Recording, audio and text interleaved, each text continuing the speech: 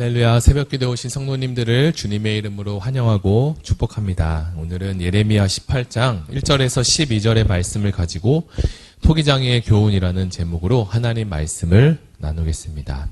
본문을 제가 먼저 읽겠습니다. 여호와께서 예레미야에게 임한 말씀에 이르시되 너는 일어나 토기장이의 집으로 내려가라. 내가 거기에서 내 말을 내게 들려주리라 하시기로 내가 토기장이의 집으로 내려가서 본즉 그가 농로로 일을 하는데 진흙으로 만든 그릇이 토기장이의 손에서 터짐에 그가 그것으로 자기 의견에 좋은 대로 다른 그릇을 만들더라. 그때 여호와의 말씀이 내게 임하니라 이르시되 여호와의 말씀이니라. 이스라엘 족속아 이 토기장이가 하는 것 같이 내가 능히 너희에게 행하지 못하겠느냐. 이스라엘 족속아 진흙이 토기장이의 손에 있음같이 너희가 내 손에 있느니라. 내가 어느 민족이나 국가를 뽑거나 부수거나 멸하려 할 때에 만일 내가 말한 그 민족이 그의 악에서 돌이키면 내가 그에게 내리기로 생각하였던 재앙에 대하여 뜻을 돌이키겠고 내가 어느 민족이나 국가를 건설하거나 심으려 할 때에 만일 그들이 나 보기에 악한 것을 행하여 내 목소리를 청종하지 아니하면 내가 그에게 유익하게 하리라 한 복에 대하여 뜻을 돌이키리라.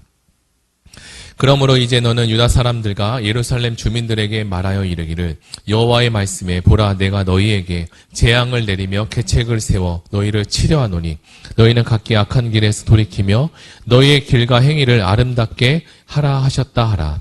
그러나 그들이 말하기를 이는 헛되니 우리는 우리의 계획대로 행하며 우리는 각기 악한 마음이 완악한 대로 행하리라 하느니라. 아멘. 네, 지난주까지만 해도 한여름 날씨로 정말 뜨거운 여름을 보낸 것 같습니다.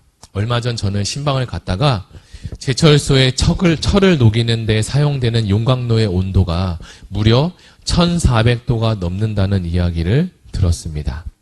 지금 한여름의 온도가 35도, 36도만 되어도 사람들은 더워서 난리가 아닌데 1400도의 온도는 어떨까 과연 상상이 되지 않습니다.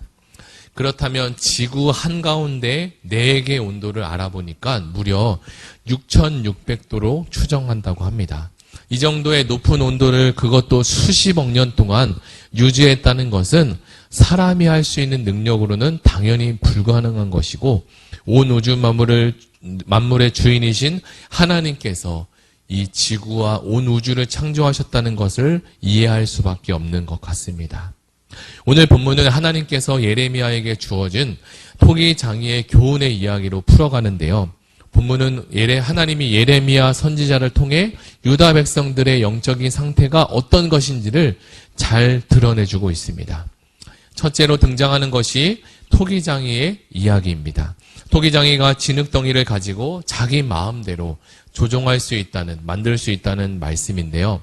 그런데 우리는 여기서 토기장의 이야기를 좀 더 주의 깊게 한번 살펴볼 필요가 있습니다. 왜냐하면 보통 하나님께서는 말씀을 가지고 하나님의 교훈과 이야기를 설명해주고 하는데요. 이번에는 예레미야에게 직접 너가 토기장의 집으로 가라고까지 이야기하시면서 그곳에 도착하면 하나님께서 너에게 하실 말씀이, 주실 말씀이 있다라고 말씀하십니다. 하나님께서 이렇게 실제적으로 대면하도록 교훈을 주시고자 하는 것은 분명한 이유가 있을 텐데 그것은 첫째로 하나님의 말씀을 강조하기 위함이며 두 번째로는 입체적으로 하나님의 말씀을 들을 수 있도록 명하신 것입니다. 물론 토기장이가 진흙을 이용해서 그릇을 만든다는 사실은 우리 모두 다 잘 알고 있는 사실이기도 합니다. 그러나 하나님이 예레미야에게 직접 토기장이의 집으로 가라고 하신 이것은 멸망의 시간이 얼마 남지 않고 아주 급박적이고 그리고 이 일이 신속하게 그리고 또한 정확하게 행동하라는 뜻을 담고 있는 메시지입니다. 하나님의 말씀을 들은 예레미야가 토기장이의 집에 도착했을 때 마침 토기장이가 농로 위에서 진흙을 올리고 질그릇을 만들다가 그만 질그릇이 깨지는 순간이었습니다. 여기서 농로라는 것은 질그릇을 만들 수 있도록 이렇게 원판을 말하는데요. 원판은 밑에 있는 원판을 발로 이렇게 돌리면서 위에 있는 것이 잘 돌도록 하도록 만든 것입니다. 질그릇이 깨지니까 토기장이는 그 부서진 그릇의 진흙을 가지고 원래 만들고자 하는 그 그릇의 모양이 아닌 다른 모양의 그릇을 만들려고 시작하고 있습니다. 이것을 하나님의 편에 대입해 본다면 하나님께서 토기장의 이 비유 말씀을 통해서 우리에게 주시고자 하는 메시지를 발견할 수 있게 됩니다. 첫째는 하나님께서 온 세상을 만드신 토기장이라는 사실입니다. 하나님은 진흙뿐만 아니라 온 우주 만물을 만드신 창조주 하나님이십니다. 하나님께서 이 세상의 모든 것을 만드셨다는 것은 그것을 만드신 목적과 그리고 계획이 있음을 우리로 하여금 분명히 알게 합니다. 그리고 그 만물 안에 하나님이 심겨놓으신 하나님께서 말씀하시고자 하는 분명한 뜻을 발견하게 되죠. 우리 인생 각자의 계획도 있고 나라와 민족을 향한 계획도 있고 그 안에서 하나님의 선하심을 우리가 발견해 가게 됩니다. 토기장이가 진흙을 가지고 어떤 그릇을 만들 것이냐, 어떻게 생긴 그릇을 만들 것인가는 어느 누구도 간섭할 수 없습니다. 오로지 토기장이 손 안에 모든 것이 달려있다는 사실이죠. 이것을 우리 인생에 한번 적용해 본다면 모든 사람이 다 똑같은 조건과 상황에서 태어났다면 좋겠지만 그렇지 않습니다. 하나님은 그것을 아시고 그 안에서 하나님의 뜻을 발견할 수 있도록 느낄 수 있도록 하십니다. 태어난 나라와 그리고 가정과 조건과 상황, 우리가 선택해서 가지고 태어날 수 있는 것이 아닙니다. 단지 우리는 하나님이 우리를 사람으로 지으시고 불러주시고 생명을 주신 것이 감사하다는 사실을 우리가 알아야 합니다. 그러나 우리가 하나님을 알게 되고 하나님이 백성이 되면 그럼에도 모든 상황을 다 이해할 수 있는 것도 아니라는 사실을 우리는 알아야 합니다. 이처럼 인간들이 자기 스스로가 하나님 앞에서 피조물임을 인정한다는 것이 참 쉬운 일이 아닌데요. 이것이 바로 하나님의 주권이라는 사실입니다. 오늘 우리에게 주시는 가장 중요한 메시지가 바로 이것인데 바로 하나님의 주권. 인간이 이 부분에 대해서 질문을 던지고 하나님에 대해서 따진다고 하여도 결국 우리는 진흙과 같은 피조물인 존재라는 사실이죠. 그렇다면 진흙이 가장 잘 사용된 것이 어떤 것인지 골라본다면 바로 토기장이 손에 붙들려 토기장이가 원하는 대로 만들어지는 것이 진흙의 입장에 있어서 가장 잘 쓰임받았다는 사실을 우리는 알게 됩니다.